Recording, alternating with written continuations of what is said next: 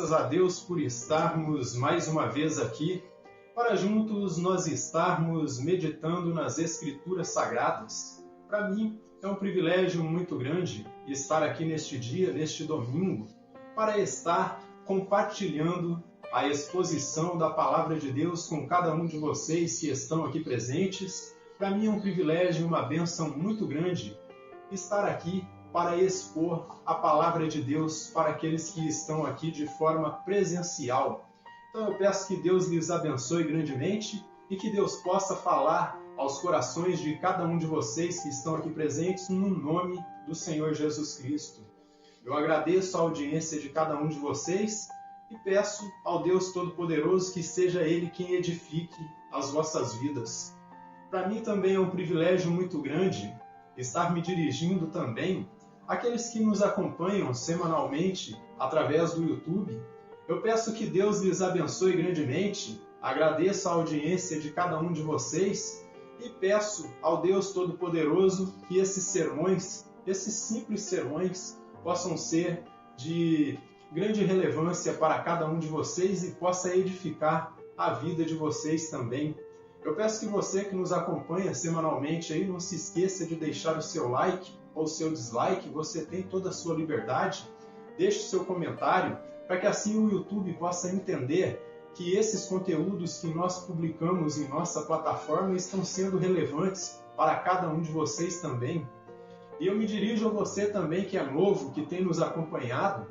Eu peço que você clique aí na barrinha de inscrição, se inscreva no nosso canal, deixe aí do seu like ou seu dislike, seu comentário também, e não se esqueça de clicar no sininho das notificações, porque isso aí é muito importante para nós, para que quando publicarmos um novo conteúdo, o YouTube possa lhe avisar que um novo conteúdo foi publicado em nossa plataforma. Então que Deus lhes abençoe grandemente. Eu agradeço a Deus pela oportunidade que Ele tem me dado de todos os domingos estar aqui expondo a Palavra de Deus para aqueles que estão aqui de forma presencial e também todas as quintas-feiras estar expondo a Palavra de Deus para aqueles que nos acompanham através do YouTube.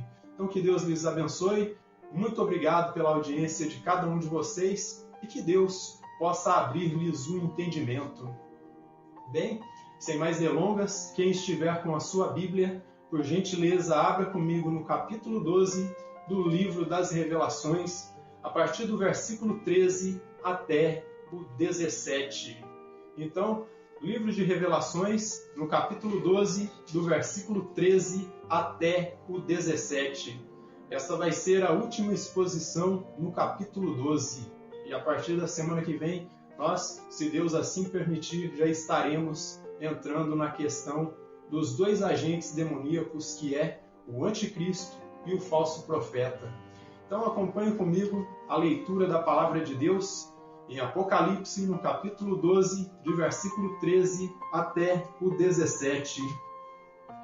Quando, pois, o dragão se viu atirado para a terra, perseguiu a mulher que dera à luz o filho varão. E foram dadas à mulher 2 asas da grande águia, para que voasse até o deserto, ao seu lugar aí onde é sustentada durante um tempo, tempos e metade de um tempo, isto é, 3 anos e meio, fora da vista da serpente. Então a serpente arrojou da sua boca, atrás da mulher, água como um rio, a fim de fazer com que ela fosse arrebatada pelo rio. A terra, porém, socorreu a mulher, e a terra abriu a boca e engoliu o rio que o dragão tinha arrojado da sua boca. Irou-se o dragão contra a mulher, e foi pelejar com os restantes da sua descendência, ou seja, foi fazer guerra com os restantes da descendência da mulher, os que guardam os mandamentos de Deus e têm o testemunho de Jesus, e se pôs em pé sobre a areia do mar. E aqui, nesse verso aí, se pôs em pé sobre a areia do mar, o que João está vendo aí é o diabo, é o acusador se posicionando diante das nações aí para escolher, para chamar, para convocar dentre as nações os seus 2 agentes demoníacos, que é o anticristo e o falso profeta. Esse verso aqui, talvez ele deveria estar junto com o versículo 1 do capítulo 13. Talvez ele não devesse estar aqui, porque aqui já é uma preparação do diabo para convocar os seus principais agentes. Nessa perícope, mais uma vez, nós vemos uma tentativa ridícula e frustrada do acusador tentando destruir a igreja. Anteriormente, ele já havia tentado contra o Messias, mas sem sucesso, porque vocês se recordam que no início deste capítulo 12, nós vimos ali o dragão se irando contra a mulher, mas ele estava esperando que essa mulher desse à luz o filho, que é Jesus Cristo, para que ele devorasse essa criança. Só que Deus o arrebatou até o céu, o tirou de sua presença. Então, nesse primeiro embate, o dragão fracassou. E agora ele volta mais uma vez, agora tentando atacar a igreja, e por isso que eu falo que é uma tentativa ridícula e frustrada de destruir a igreja. Agora ele tenta contra a mulher, tenta contra a igreja, o povo de Deus. E a ideia aqui, meus irmãos, é ferir a mãe para atingir o filho. E deste modo, ele vem para atingir a igreja. Mas no desenvolvimento do texto, veremos que o dragão ele falhará mais uma vez. Ele abre a sua boca com blasfêmias, com mentiras e engano contra a igreja, mas Deus age em favor do seu povo e dissipa todo o engodo, toda a mentira do diabo. E o Satanás ele cai por terra mais uma vez, demonstrando que em todas as tentativas que nós vimos aqui no capítulo 12, o diabo ele falhou. Porque ele é um ser que é limitado, como eu dizia na exposição passada, em tempo, espaço e poder. Em tempo, porque ele tem um tempo determinado. E o último tempo determinado que ele vai ter para agir contra a igreja aí é a fase final da grande tribulação, que são esse tempos e metade de um tempo aí, que são 3 anos e meio. Então, a perseguição forte virá contra a igreja, contra o povo santo, na segunda parte do governo do anticristo. Porque no primeiro, ele vai vir aí dizendo que a paz e segurança, ele vai vestir aí uma máscara de bom moço, tentando cativar as pessoas para poder chegar ao poder. E depois que ele chegar ao poder, assim como todos os malditos ditadores que já se levantaram na face da terra, depois de um tempo, a máscara cai e eles mostram quem realmente eles são, assassinos sanguinários que estão ali só para destruir o povo, nada mais do que isso. É o mesmo espírito que está manifestado na ideologia espúria que nós conhecemos como comunismo, que o reverendo Billy Graham dizia que era uma religião dirigida e regida pelo diabo. E desta forma, o mesmo espírito que esteve manifestado no comunismo é o espírito que vai estar manifestado no anticristo. O Simon Kistemaker, ao comentar essa perícope, ele diz o seguinte, Satanás ele tem poder na terra e tudo faz para destruir a igreja. Ele, porém, parece não compreender que em virtude da vigilância de Deus, porque Deus é o nosso atalaia, Deus é quem nos vigia, seu povo é protegido como a menina dos seus olhos, de acordo com Deuteronômio 32:10. E no fim, Satanás será pessoalmente derrotado, porque Deus vai lançá-lo no lago de fogo. Então, Satanás ele tem o seu poder limitado só a este planeta Terra. Só aqui que ele consegue enganar as pessoas. Só que ele parece, aí, como disse o irmão Simon Kistemaker, desconhecer que, em relação à vigilância de Deus, que é o nosso atalaia, que nos vigia 24 horas por dia, ele parece não perceber que Deus está olhando por nós e está velando por nós. O próprio Jesus ele disse em Mateus 16 que as portas do inferno não prevaleceriam contra a igreja. E deste modo, o Senhor, como um atalaia, ele segue vigiando o seu povo e segue guardando o seu povo. Acompanhe comigo o versículo 13. Quando, pois, o dragão se viu atirado para a terra, perseguiu a mulher que dera à luz o filho varão. E aqui nesse verso, meus irmãos, João ele retoma a questão da mulher sendo perseguida pelo dragão e sendo levada para o deserto, Assim, nós devemos entender que o centro da discussão aqui no capítulo 12 é esse conflito entre o diabo, entre Satanás e o povo de Deus. Então, o centro do que João quer descrever aqui é esse conflito cósmico entre o povo de Deus e o diabo. E deste modo nós estamos vendo aí desde o início os embates do diabo, ele tentando destruir o filho, depois tentando destruir a mulher, que é a igreja. Agora João retoma essa questão de novo e ele vai demonstrar que mais uma vez o diabo ele vai falhar. Então aqui nós vemos o cenário de perseguição do dragão sendo expandida. Então, desta forma, na primeira perícope ali, do capítulo 12, do versículo 1 ao 6, o foco ali era um embate contra o filho. Só que ali foi dito que o diabo perseguiu a mulher, só que Deus levou ela para o deserto. E aí é essa questão que João retoma aqui a partir do versículo 13.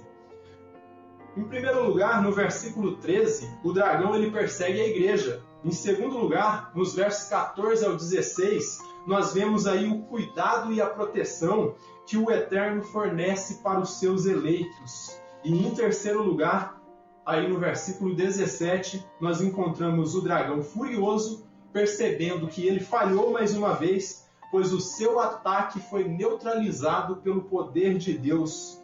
E com isso, já vai se preparando para convocar os seus principais agentes demoníacos aí, que eu disse que é o anticristo e o falso profeta, lá no capítulo 13. Por isso que eu dizia que essa parte aí, que disse, e se pôs em pé sobre a areia do mar, talvez essa parte aqui do versículo 17, talvez tivesse que estar ligado ao capítulo 13, ali no versículo 1, porque ali já é a preparação de Satanás em direção às nações aqui deste mundo caído e contaminado pelo pecado para convocar os seus principais agentes. Só que em tudo isso, meus irmãos, em todo esse embate frustrado do diabo aí, eu consigo ver a graça e o favor de Deus para com o seu povo. É o que nós vamos ver aí nos versículos 14 ao 16. Acompanhe comigo aí, versos 14 ao 16. E foram dadas à mulher as duas asas da grande águia, para que voasse até o deserto, ao seu lugar, aí onde é sustentada durante um tempo, tempos e metade de um tempo, fora da vista da serpente. Então a serpente arrojou da sua boca, atrás da mulher, água como um rio, a fim de fazer guerra, a fim de fazer com que ela fosse arrebatada pelo rio. A terra, porém, socorreu a mulher, e a terra abriu a boca e engoliu o rio, que o dragão tinha arrojado da sua boca. Irou-se o dragão contra a mulher, e foi pelejar, foi fazer guerra com o restante da sua descendência, ou seja, com o restante dos filhos da mulher, que é a igreja, os que guardam os mandamentos de Deus e têm o testemunho de Jesus, e se pôs em pé sobre a areia do mar. Então aqui nesses versos nós vemos alguns símbolos aí, meus irmãos, que refletem o cuidado protetor de Yahvé dos exércitos em relação aos seus eleitos. O primeiro símbolo que é demonstrado aí é o deserto. E o deserto aí, como foi descrito por João, é um lugar de refúgio, onde a mulher foi sustentada aí durante 3 anos e meio, protegida da astúcia do diabo e protegida aí das acusações do diabo e da perseguição que veio. E depois, João ele usa o símbolo das duas asas de grande águia, como dito, para ilustrar o cuidado protetor de Yahvé dos exércitos, o cuidado que ele tem com os seus eleitos. Então essas duas asas de grande águia aí refletem o cuidado protetor que Yahvé tem com seus eleitos. Assim como a galinha coloca debaixo ali das suas asas os seus pintainhos, ali eles são protegidos, ali eles são cuidados, assim também os filhotes da águia são colocados debaixo ali de suas asas para protegê-los e sustentá-los. Então, esses símbolos aí, tanto o deserto quanto as duas asas de grande águia, refletem o cuidado protetor que Deus tem com o seu povo. Portanto, assim como o deserto, as asas falam de um lugar de refúgio que o Criador ele prepara para o seu povo no meio da grande tribulação. Abra comigo no Salmo 91, e versículo 4. um salmo que muitos religiosos aí usam como se fosse um amuleto, mas ele não é um amuleto. Eles são promessas que Deus fez ao seu povo que vão se cumprir e que nós devemos entender e que nós devemos aplicar em nossas vidas. Então, no Salmo 91, versículo 4, descreve muito bem essa questão aí das duas asas aí que protegem o povo de Deus. Diz assim, cobrir-te-á com as suas penas, e sobre as suas asas estará seguro, e a sua verdade é pavês e escudo. Então, debaixo das asas do Criador, a igreja está protegida. Debaixo dessas asas aí, que é a sua verdade, que é a sua palavra, nós estamos protegidos. Portanto, esses símbolos revelam como o Criador protege e cuida do seu povo. Ele proporciona um lugar seguro para a igreja, para ser protegida da ira do dragão, o deserto. E em seguida nós vemos aí as duas asas da grande águia, que é o símbolo perfeito para refletir, como eu disse aí, o cuidado protetor que o Eterno tem com o seu povo. É o símbolo perfeito para ilustrar o zelo, a proteção, o afeto e o cuidado que Deus tem com o seu povo. Por isso, a ilustração das duas asas aí, como grande águia. Esse aí é o cuidado, a proteção e o afeto que o Eterno nos oferece, como é descrito aí em Êxodo, no capítulo 19 e versículo 4. Veja o que diz aqui em Êxodo 19 e versículo 4. Nos diz da seguinte maneira, e aqui é um relato do povo de Israel que foi tirado do Egito, e Deus os protegeu com asas de grande águia e os levou até a terra prometida. E diz aqui, tendes visto o que fiz aos egípcios, como vos levei sobre as asas de águia e vos cheguei a mim. Então, quando Deus fala das suas asas aí, usa esse símbolo aí da águia, as suas duas grandes asas aí protetoras, ele fala do seu cuidado protetor e o modo que ele faz para nos trazer para a sua presença, para colocarmos em comunhão com ele, para nos colocar em comunhão com ele. Então é um símbolo claro aí, um símbolo perfeito, como eu disse, que revela a proteção que Yahvé oferece para o seu povo.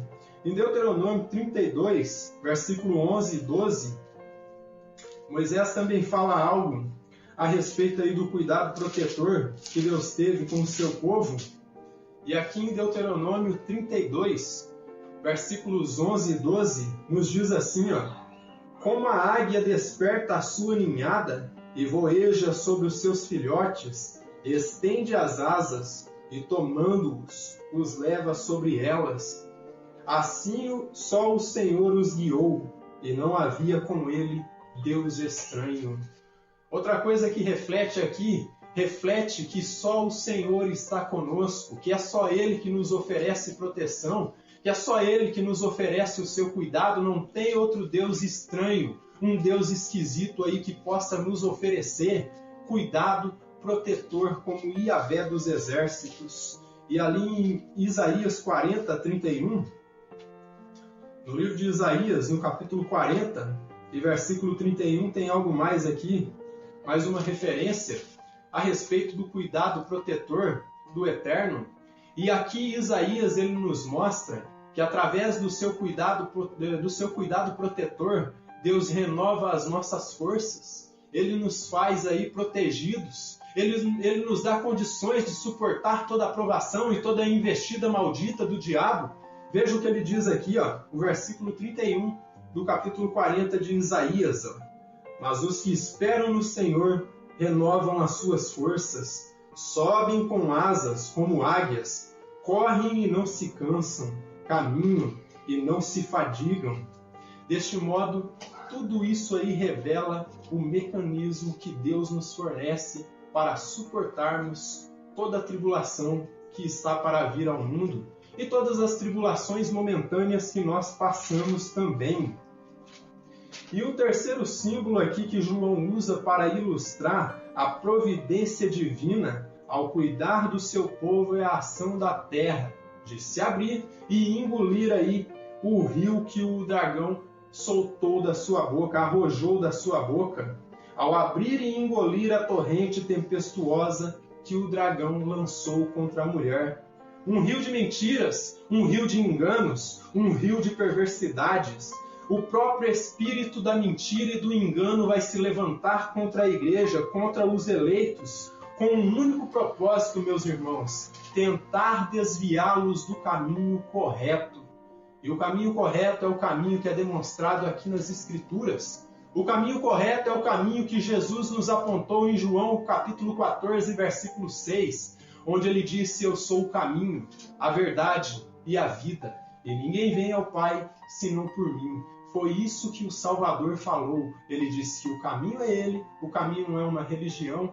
Religião nenhuma é capaz de te salvar. O único que é capaz de te salvar é o Senhor e Salvador Jesus Cristo. Você pode ser muito religioso, você pode ser muito devoto à sua denominação, você pode ser muito devoto à construção de templos. Só que se você não for devoto a Cristo, tudo isso aí que você faz vai ser como se fosse o mesmo empenho que Nimrod teve ao redor ali da grande torre de Babel, que ele junto com os seus homens ali construiu.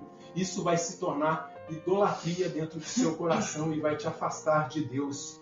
Então é uma torrente tempestuosa de mentiras e de engano. Como eu disse, o próprio espírito da mentira e do engano vai se levantar contra os eleitos com um único e exclusivo propósito: tentar desviar as pessoas do verdadeiro caminho que leva a Deus, que é Jesus Cristo.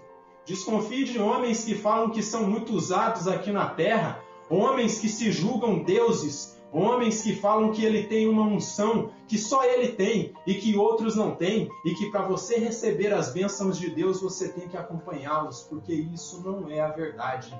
A verdade contida nas Escrituras é que nós devemos seguir a Cristo e não aos homens. Então o único propósito deles é desviá-los do caminho correto. Portanto, será um dilúvio, uma torrente tempestuosa de mentiras e engano e perseguição. Por isso nós devemos estar alertas. Esse não foi o conselho que Jesus disse: vigiai, porque vocês não sabem o dia e nem a hora que eu vou voltar, e porque muitos virão em meu nome e dirão: eu sou o Cristo. Ele disse: não vão atrás deles, porque não sou eu. Quando alguém disser que ele está no deserto, ou que ele está em qualquer lugar, ou que ele está em um território aí, não acredite, porque ele está dentro de você por enquanto, ele ainda não retornou. O Espírito Santo habita em você. Então devemos estar alertas, pois o diabo ele não tem nada a perder. E ele vai usar todas as ferramentas possíveis para levar quantas pessoas ele puder para o lago de fogo que arde com enxofre por toda a eternidade. Ele não tem nada a perder. Ele quer levar o máximo de pessoas com ele para o inferno.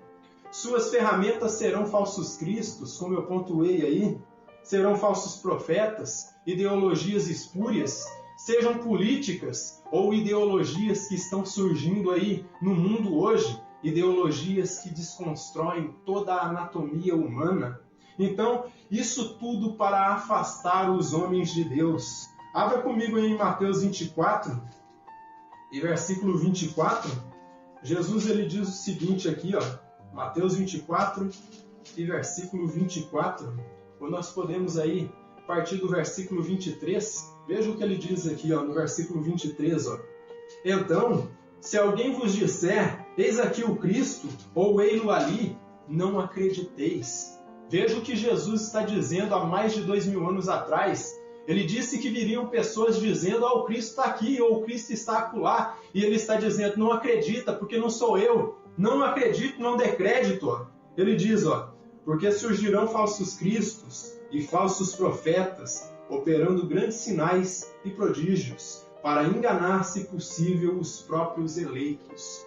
Então, um conselho que eu quero dar para vocês aqui neste dia: não confie em milagres, não confie em supostas curas, não confie em nada desse tipo, confie na palavra de Deus, porque curas e milagres, o diabo ele também pode operar. Nós vamos chegar no capítulo 16 de Apocalipse, e no capítulo 13 também nós vamos ver o diabo operando milagres. E por isso eu estou dizendo para vocês: não confie em milagres, Não confie em curas, não confie em nada dessa baboseira, confie na palavra de Deus. Jesus está dizendo para não confiar em milagres. E ele diz, vede que vou-lo tenho predito. Ele está dizendo, preste atenção, porque eu vos avisei. Não confie em milagres, não confie em curas, não confie em nada disso, porque isso aí até o diabo é capaz de produzir. E lá em Marcos 13 e versículo 6, Jesus ainda nesse sermão da montanha, ele fala algo aqui também que é muito importante para nós. Lá em Marcos 13 e versículo 6, ele diz, muitos virão em meu nome, dizendo eu sou o Cristo, e enganarão a muitos. Então preste atenção, não se torne esses muitos aqui que Jesus descreve. Esses muitos estão preocupados aí com milagres, com sinais e prodígios. E eu digo uma coisa para vocês, quem está preocupado com curas, com milagres, com a aparição de coisas exorbitantes aí, coisas que nunca foram vistas, é porque não tem fé, porque não confia na palavra de Deus, porque se tivesse fé, confiaria nas promessas divinas. E Jesus ele disse que nos últimos tempos o diabo operaria milagres para tentar enganar o povo de Deus. Quer mais uma referência sobre o espírito da mentira? Abra comigo em 2 Tessalonicenses, no capítulo 2, e versículo 9 até o 12. 2 Tessalonicenses, capítulo 2, e versículo 9 até o 12. E aqui fala da operação do erro, da aparição do anticristo. É um outro texto que nós vamos usar na exposição seguinte, aí, que fala sobre o anticristo também. Mas preste atenção no que Paulo descreve aqui. Ele descreve o espírito da mentira de forma clara aqui. Ele diz assim, segundo aos Tessalonicenses, no capítulo 2, de versículo 9 até o 12. Ora, o aparecimento do iníquo, ou seja, do filho da perdição, do anticristo, é segundo a eficácia de Satanás, com todo o poder, com toda a autoridade, e sinais, ou seja, maravilhas, até a operação de curas, e prodígios da mentira. Então serão sinais e prodígios apresentados que serão sinais falsos, serão mentiras. Por isso a torrente tempestuosa de mentira aí que sai da boca do dragão. E ele diz, e com todo o engano de injustiça aos que perecem, porque não acolheram o amor da verdade para serem salvos. Então Paulo aqui ele faz uma distinção clara. Há aqueles que abraçam a verdade e aqueles que não acolhem a verdade, aqueles que acolhem o espírito da mentira. E é para esses que esses sinais vão fazer sentido e vão levá-los. Essa questão de engodo aí que eu falo para vocês é como o trabalho que o pescador faz lá no rio, quando ele lança a sua linha com o anzol ali, quando ele fisga o peixe ali com aquela isca, ele engodou o peixe. E desta forma o anticristo vai fazer. A sua isca vai ser os falsos milagres, vai ser os falsos prodígios que ele vai fazer. E com isso vai engodar a muitos, vai enganar a muitos. Não seja dos muitos. Fique com a palavra de Deus, observe os mandamentos de Deus, porque a tua fé é definida nesses dois elementos, obediência e fidelidade. E o apóstolo Paulo ele segue, a fim de serem julgados todos quantos não deram crédito à verdade, antes pelo contrário, deleitaram-se na injustiça. Então é todas essas pessoas que vão abraçar o engodo de Satanás, todos que vão abraçar a mentira, eles serão julgados de acordo com as suas obras. Não seja dessas pessoas que vão ser julgadas, fique com a palavra. E eu digo para vocês, portanto, não creia em sinais e prodígios, pois o diabo também ele é capaz de fazer, até de operar curas. Tudo isso para manter as pessoas enredadas ali no seu engano, manter as pessoas escravizadas neles. Eu poderia até citar o Dr. Hernandes Dias Lopes aqui e dizer para vocês, ele dizia em uma entrevista, desconfie de segmentos religiosos que botam a camisa de força em vocês, que dizem que você só tem que ficar ali, envolvido naquele ministério, ouvir os pregadores daquele ministério, não pode ouvir nada de fora, você não pode acompanhar nada de fora, porque o único que salva é Jesus, não é o ministério, não é o pregador da sua igreja. Ele pode ser até um bom orador, mas não é ele que vai operar a salvação na sua vida. Quem vai operar é Jesus. E é muito importante que os cristãos estejam em união, seja da denominação A, denominação B ou C. Todos têm que estar em união, todos têm que compartilhar das verdades divinas, sejam eles arminianos ou calvinistas. Como eu dizia, essas divisões aí, elas são secundárias. Isso não é de muita relevância. O que importa é o Cristo que nos une. Isso aí não implica em salvação. O fato de eu ser calvinista e o outro ser arminiano, isso não quer dizer que o outro é herege e que eu sou salvo. Não. Isso significa que nós temos posições teológicas diferentes, que são posições teológicas secundárias. Isso aí não implica em salvação. Eu creio na salvação do arminiano como creio na salvação do calvinista. Todos esses aí estão crendo no Senhor e Salvador Jesus Cristo. E essas ideias teológicas aí, sejam calvinistas ou arminianas, são possíveis dentro da Escritura. Tanto uma como outra são aí ortodoxas. Então, nós devemos entender que tanto o arminiano quanto o calvinista, eles estão baseados na palavra, e isso aí não são coisas que devem separar o povo de Deus. Pelo contrário, o debate teológico deve ser uma coisa que una as pessoas, para que eles possam estar em volta da palavra, discutindo a respeito aí dos temas bíblicos e assim chegando às melhores interpretações. Isso é a grande verdade. Então não confie em denominações que se fecham aí dentro do seu círculo e colocam uma camisa de força nas pessoas, tratam ali os seus membros como loucos, pessoas que não podem sair da porta para fora porque vão dar trabalho. Não é assim que funciona, meus irmãos. E quando você conhece as Escrituras, muitas vezes, quando você começa a apontar os erros que tem nesses ministérios equivocados, eles começam a falar que você é divisor. Eles começam a falar que você é a ovelha negra, que você está dando trabalho, que você está levantando contra o ungido de Deus. E eu digo uma coisa, para o inferno com essa questão de ungido de Deus. O único ungido perfeito de Deus se chama Jesus Cristo. É a Ele que devemos a nossa devoção. É a Ele que devemos o nosso respeito. Total obediência a Jesus Cristo e não aos homens. O próprio Pedro disse lá em Atos 5, importa obedecer a Deus e não aos homens. É isso que nós temos que fazer. Os pastores, eles ajudam muito se ficarem com a palavra. Agora, a partir do momento que começarem a se endeusar, começarem com essas besteiras aí de se acharem os únicos iluminados, eles vão para o inferno. É isso que vai acontecer com eles. Porque a verdade que é apontada nas Escrituras é Jesus Cristo, o caminho. A verdade é a vida. Então, não confie em sinais e prodígios, porque o diabo ele é capaz de fazer isso. E voltando ao nosso texto, cada símbolo desse aí que eu apresentei para vocês, meus irmãos, cada símbolo desse aqui reflete o mesmo aspecto do Senhor, o seu cuidado protetor para conosco, seja o deserto, seja as grandes asas de águia aí, e também a terra vindo em auxílio da mulher, abrindo e engolindo aí a torrente tempestuosa.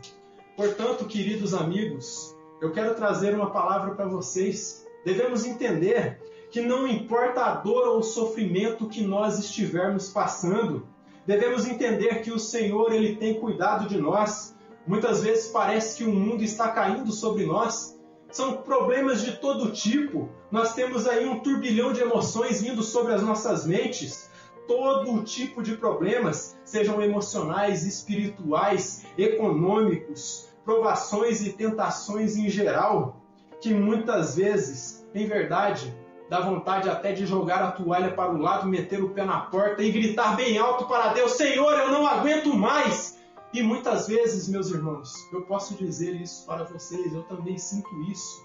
Porque muitas vezes nós vemos aí o fracasso que se encontra manifestado tanto nas igrejas, quanto aí neste mundo caído e podre, dentro da política, todos os aspectos aí, até a educação está corrompida, tudo está se voltando para o diabo, que muitas vezes, como eu disse aí, vem um turbilhão de emoções para cima de nós, um turbilhão de sensações, que muitas vezes dá vontade de jogar a toalha, meter o pé na porta e dizer: Senhor, eu já não aguento mais essa sujeira, eu não aguento a porcaria que está aqui neste mundo. E deste modo, todas as vezes, meus irmãos, que eu sinto isso, eu sei que vocês sentem também por conta de todos os problemas que nós passamos aqui, eu encontro o meu alívio nas páginas da Bíblia. É lá que eu encontro o meu alívio e o meu refrigério. Por isso eu quero dizer para você: descansa no Senhor, Confia nele, entrega teu caminho, porque é ele quem está te sustentando e não importa quanto o diabo bata implacavelmente, seja por meio aí de provações em geral, problemas, como eu disse aí, espirituais, físicos, problemas emocionais. Muitas vezes tem pessoas que estão dentro da igreja e estão acometidos aí de profunda depressão. Eu digo para você, meu irmão, você que está deprimido, você que está passando por um problema desse tipo, confia no Senhor, confia nele, entrega todas as suas cargas, porque é ele que vai aliviar a sua dor. Não se deixe esmurecer por conta do diabo, porque ele tem um único propósito: destruir a sua vida. Abra comigo aí em 1 Pedro, no capítulo 5, de versículo 6 até o 9. Preste bem atenção no que diz aqui, ó. 1 Pedro, capítulo 5, e versículo 6 até o 9. O apóstolo Pedro, ele descreve muito bem essa questão. Então não se deixe esmurecer por conta dos problemas, não se deixe vacilar, porque o Espírito de Deus, ele está cuidando de você, não importa qual o problema, qual a dor que você esteja sentindo. Muitas coisas nos frustram, muitas vezes nós olhamos para o cenário da igreja e percebemos que tudo está fracassando, mas preste atenção, entregue as suas dores, entregue a sua causa a Cristo, porque é Ele quem vai resolver o problema. Veja o que diz aqui, ó, 1 Pedro capítulo 5, versículo 6 ao 9, ó. Humilhai-vos, pois, portanto, sob a poderosa mão de Deus, para que Ele, em tempo oportuno, vos exalte. Se humilhe em oração, peça misericórdia, ó, lançando sobre Ele toda a vossa ansiedade, porque é Ele quem tem cuidado de vós. Então reflita sobre isso, meu irmão. Você que está sofrendo por algum problema, eu sei que todos sofrem, todos passam por problemas desgastantes, seja no trabalho, seja na vida espiritual, seja na vida conjugal, seja na vida ministerial. Tudo isso causa problemas para nós, porque nós estamos nos desgastando aqui. Você tem lançado sobre o Senhor toda a sua carga? Ele disse lá em Mateus 5, vinde a mim todos que estáis cansados e oprimidos, e eu vos aliviarei. Então como que ele vai te aliviar se você não lança a sua carga sobre ele, meu irmão? Abra o seu coração em oração, grite se for possível, chore e fala para o Senhor: eu não estou aguentando, Senhor. Tem misericórdia de mim, são tantos problemas, são tantas provações, que muitas vezes parece que eu vou sucumbir, parece que o mundo vai me engolir. Senhor, segura nas minhas mãos, tem misericórdia de mim. E ele diz, ó, sede sóbrios e vigilantes. O diabo, vosso adversário, anda em derredor como um leão, que ruge, procurando alguém para devorar. Resisti-lhe firmes na fé, certos de que sofrimentos iguais aos vossos estão se cumprindo na vossa irmandade espalhada no mundo. Então preste atenção, meus irmãos. Pedro está falando. Há mais de 2000 anos atrás ele está dizendo: você acha que você está sofrendo? Você acha que você está passando provação? Olhe para o lado, meus irmãos, e veja que toda a nossa irmandade está sofrendo aí, meus irmãos, por conta de perseguições. Outros mais, outros menos, mas todos estão sofrendo.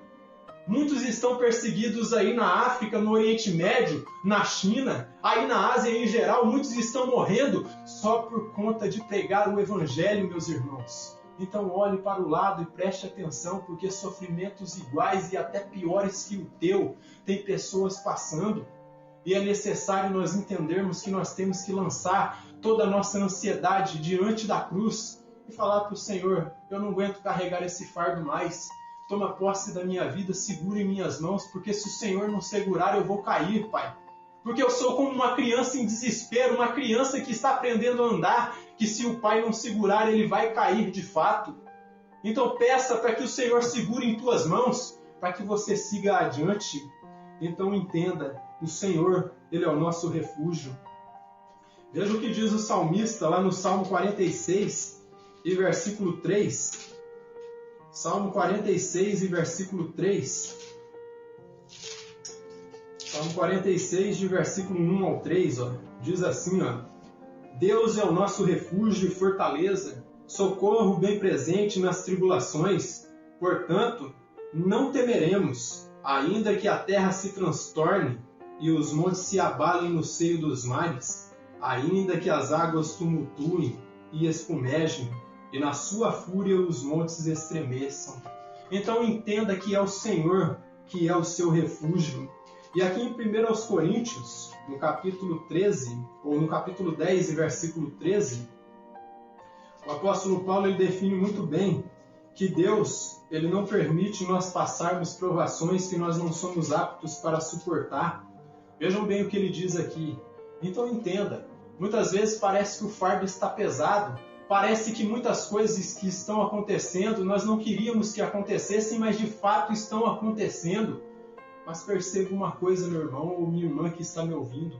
O Senhor ele não coloca uma carga sobre você que você não possa carregar, ainda que seja com o auxílio dele.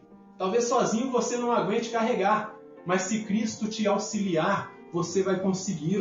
Veja o que ele diz aqui, no versículo 10 do capítulo 13, de 1 Coríntios. Diz assim, 1 Coríntios capítulo 10, versículo 13. Não sobreveio tentação que não fosse humana, mas Deus é fiel e não permitirá que sejais tentados além das vossas forças. Pelo contrário, juntamente com a tentação, vos proverá livramento de sorte que possais suportar. Então é no meio das turbulências da vida, é no meio das provações, é no meio da depressão, meu irmão ou minha irmã que me ouve nesses momentos, que Deus nos oferece o auxílio, o alívio para suportarmos toda a provação. E por fim, nós chegamos no versículo 17, que diz o seguinte aqui do capítulo 12 do livro do Apocalipse. Irou-se o dragão contra a mulher e foi pelejar, ou seja, foi fazer guerra com os restantes da sua descendência, os que guardam os mandamentos de Deus e têm o testemunho de Jesus, e se pôs em pé sobre a areia do mar. Esse verso aqui ele nos leva ao versículo 12, aqui do capítulo 12 de Apocalipse, que diz que o diabo ele desceu à terra cheio de ira e se dirige aos outros filhos da mulher, ou seja, aos eleitos de Deus que foram aí gerados no seio da igreja. Por isso é dito que ele persegue aqueles que guardam os mandamentos de Deus e têm o testemunho de Jesus, que representa uma igreja mista aí, composta de judeus e de gentios, que formam um único povo, a igreja do Salvador, Jesus Cristo. Esse verso nos traz um princípio claro, o fato de que a vida cristã, ou a vida do cristão, é resumida em dois elementos, meus irmãos: obediência e fidelidade. Fidelidade e obediência.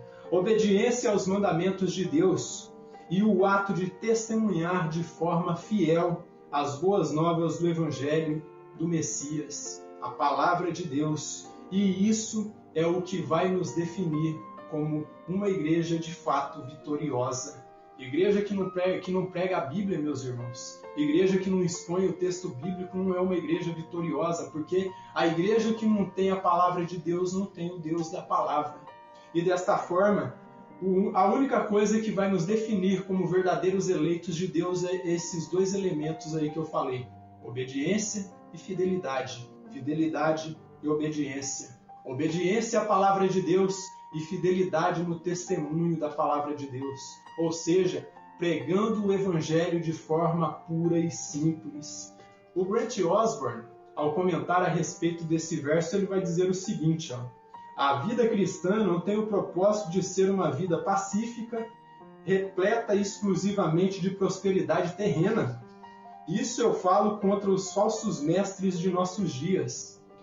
Ao contrário, todos que se encontram com Cristo também se deparam com a ira de Satanás. Todavia, alcançamos a vitória quando vivemos em obediência aos mandamentos de Deus contidos na palavra e mantemos o nosso testemunho fiel a Cristo. Em outras palavras, o que o irmão Grant Osborne disse aí é o seguinte: que enquanto nós mantermos obediência e fidelidade à palavra de Deus, nós estaremos sendo revelados como uma igreja vitoriosa, como um verdadeiro eleito de Deus. E por fim, eu quero que vocês entendam que enquanto nós guardarmos a palavra, meus irmãos, o maligno jamais irá nos tocar. Foi isso que o próprio apóstolo João ele escreveu na sua primeira carta, no capítulo 5, e versículo 18 ao 19. Preste atenção no que diz aqui, acompanhe comigo. 1 João capítulo 5, versículo 18 até o 19, ó. Sabemos que todo aquele que é nascido de Deus não vive em pecado. Antes, aquele que nasceu de Deus o guarda, ou seja, aquele que nasceu no próprio Deus tem nos guardado, que é Jesus, ó, e o maligno não lhe toca. Sabemos que somos de Deus e o que o mundo inteiro jaz no maligno. Então jamais o diabo, o maligno, irá tocar na igreja, porque aquele que verdadeiramente nasceu no próprio Deus, isto é, o Senhor e Salvador Jesus Cristo, Ele tem cuidado de nós. O que eu posso dizer para vocês é: entregue o teu caminho, confia nele, obedeça a sua palavra, seja fiel ao Evangelho e as outras coisas Deus vai acrescentar na sua vida. Ele vai aliviar o seu sofrimento, Ele vai aliviar a sua dor, Ele vai aliviar a perseguição, Ele vai aliviar o peso da cruz. Nós temos que ser obedientes e fiéis, não se tornar como bobos aí levados por qualquer enredo ou qualquer roda de doutrina, mas firmados e alicerçados na palavra de Deus. Amém? Que o Deus eterno nos abençoe grandemente.